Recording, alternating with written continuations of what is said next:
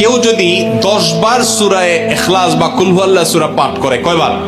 10 বার, রাতে দিনে যে কোনো সময় 10 বার যদি কেউ কুল হুয়াল্লাহ সূরা পাঠ করে, আল্লাহর নবী সাল্লাল্লাহু আলাইহি সাল্লামের হাদিসে ওয়াদা রয়েছে আল্লাহ তাআলা ওই ব্যক্তির জন্য জান্নাতে একটা বিশাল প্রাসাদ নির্মাণ করবেন।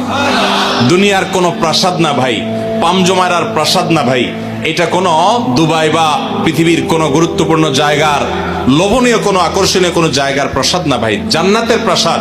দুনিয়ার প্রাসাদ রেখে চলে যেতে হবে, জান্নাতের প্রাসাদ যে একবার পেয়ে যাবে অনন্ত অসীমকাল পর্যন্ত আর তার সেখান থেকে বের হতে হবে না, তার থেকে ছুটবে না। আল্লাহ আমাদের সবাইকে ফজিলত অর্জন করার তৌফিক দান করুন, আমিন। তাহলে সূরা ইখলাস 10 বার মাঝে মধ্যে পড়তে যদি আমরা চেষ্টা করি, পুরা সূরাটা একবার পড়তে 1 মিনিট সময় কিন্তু লাগে না। কুল হুয়াল্লাহু আহাদ আল্লাহুস সামাদ লাম ইয়ালিদ ওয়া লাম ইউলাদ ওয়া লাম ইয়াকুল লাহু কুফুয়ান আহাদ। কয় সেকেন্ড সময় লাগছে? 20 সেকেন্ড, 25 সেকেন্ড। আপনি চাইলে